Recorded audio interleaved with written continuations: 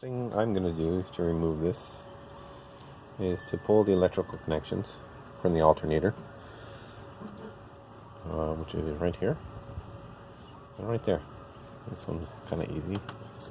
No, it's not. Hold on.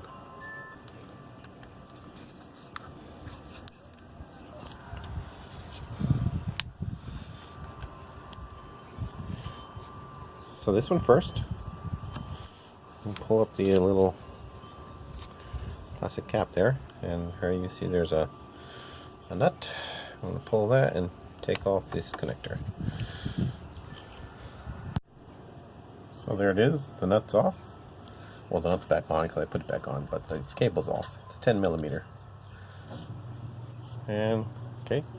Oh, by the way, alternator is called an alternator because it generates DC from a rotating machine, which means it has to alternate its output every 180 degrees.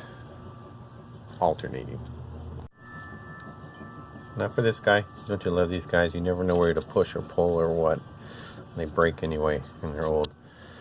So I'm going to push in here and wiggle, and hey, fortunately for me it came off. May not for you. What the heck is that? Okay, anyway, move that out of the way. So electrical connections to the alternator are off. I have a bolt here that goes all the way through. Having taken this off before,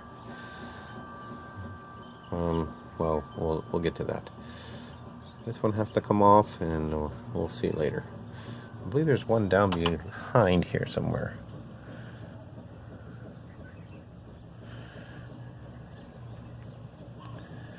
Yeah, can't see it right now. Oh, there it is. It's under there. I think that one has to come off too. There it is. One at a time. We'll go with this one first. It's a big long bolt, which is a good reason to have the expansion tank out because it comes so far out. If you're changing the alternator alone and not anything else, the expansion tank is kind of in the way. Okay, so here's the first one. I used a 15 millimeter socket. Well, I don't know what they really are, but that's what I use. Okay, and that's what I mean by how long it is, and it would have actually hit the expansion tank if we weren't. If you're just doing the alternator, not the cooling system. Okay, and next we're going to take this guy out right there. Okay, so the nut's off. I use a 13 millimeter socket. So let's take this bracket off. Put it aside. I'm going to put the 13 millimeter nut back on. So, excuse me. So I know where it is. I'm going to use a 13 millimeter socket to take that lower one off.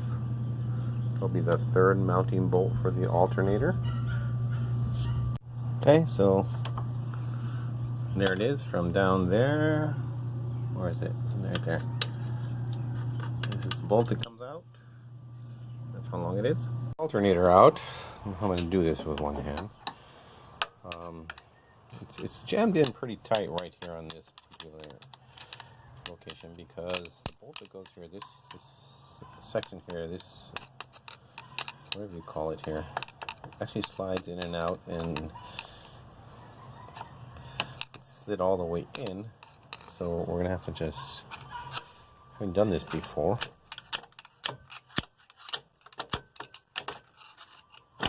Pop it up. There you go.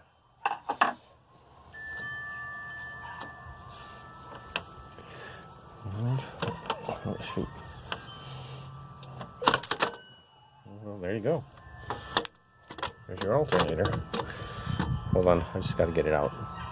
Okay, so back to this alternator area.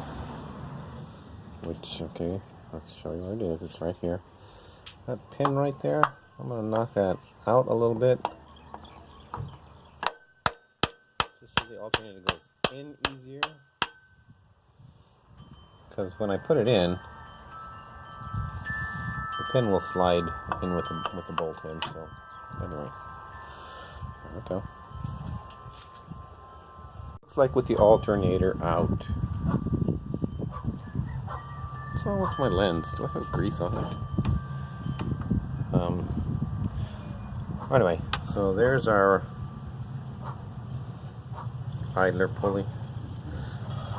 Wish that was the tension pulley, but it's not. Tension pulley is a harder one to get to down below.